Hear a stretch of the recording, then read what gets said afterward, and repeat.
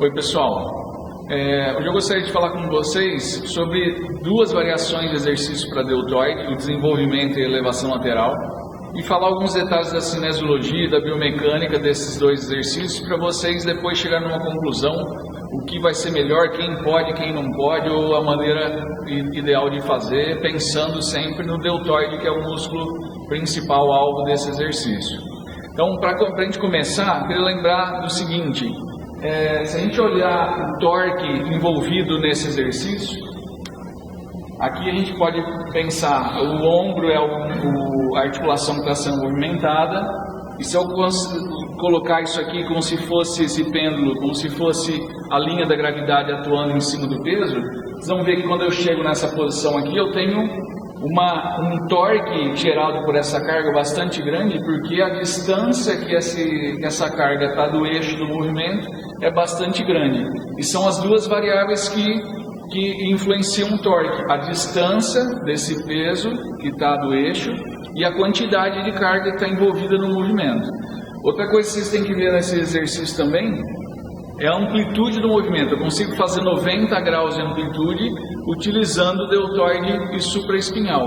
É uma ótima amplitude de movimento, toda executada pelo deltoide. Se a gente comparar isso com o desenvolvimento, pode vir aqui por favor. No desenvolvimento, fica na posição já para fazer. Vocês vão ver o seguinte, ó, nessa posição inicial, já começa o exercício com 45 graus de abdução. Então a gente perde 45 graus da abdução só para poder segurar a barra, tá? Que esses 45 graus seriam executados pelo deltoide. Aí, fica na posição. Um outro detalhe importante: o eixo do movimento é aqui a articulação do ombro. Olha onde está a carga, ó, em cima da minha mão aqui, né? Olha a distância que tem o braço de momento. Então, como o braço de momento é metade do braço de momento utilizado pela elevação lateral, normalmente o que eu vou fazer? Posso dobrar a carga que eu estava usando em relação à elevação lateral, mas o torque proporcionado em cima do deltoide é o mesmo. Então a gente precisa pensar nisso, porque normalmente eu escuto bastante o pessoal falar: não, eu gosto de fazer o desenvolvimento, porque eu consigo colocar muito mais carga do que na elevação lateral.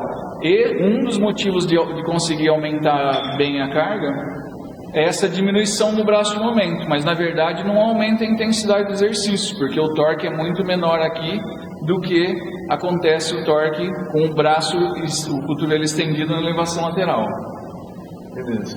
Um outro ponto é que, além de partir de 45, a hora que eu chego aqui, ó, acabou o movimento onde o deltoide está participando como motor principal, né? Depois ele continua trabalhando aqui, mas eu tenho uma grande movimentação da escápula para conseguir chegar com o ombro nessa altura, tá?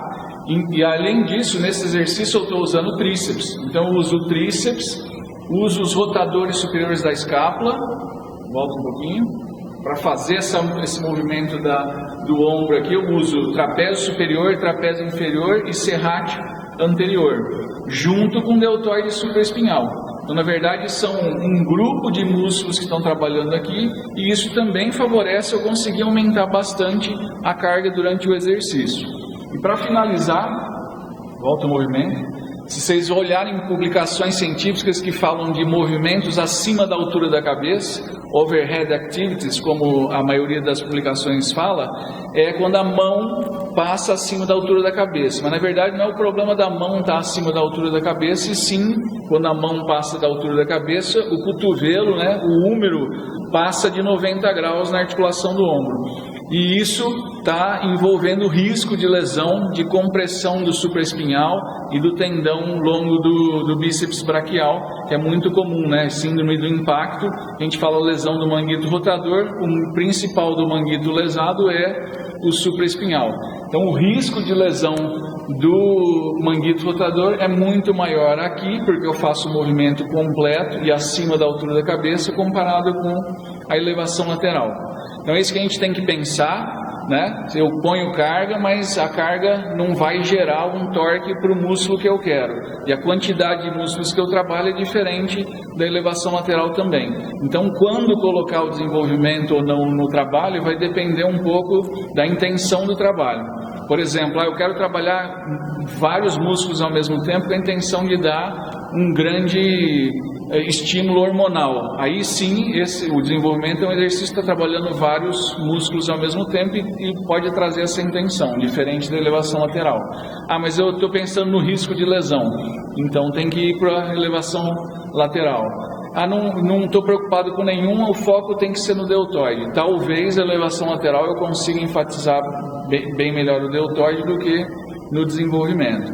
E pensando num detalhe final, se vocês olharem de lado durante o desenvolvimento, para eu conseguir trazer a barra e ficar nessa posição e fazer um movimento na vertical, eu tenho que ter uma completa rotação lateral do ombro. E o ombro faz 90 graus de rotação lateral.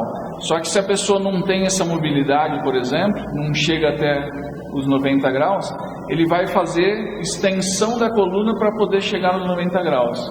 E aí o tempo inteiro que ele está fazendo o movimento, está com a coluna fora da posição anatômica e a carga que está acima dele comprimindo o disco intervertebral, o que pode ser bastante risco para a coluna lombar.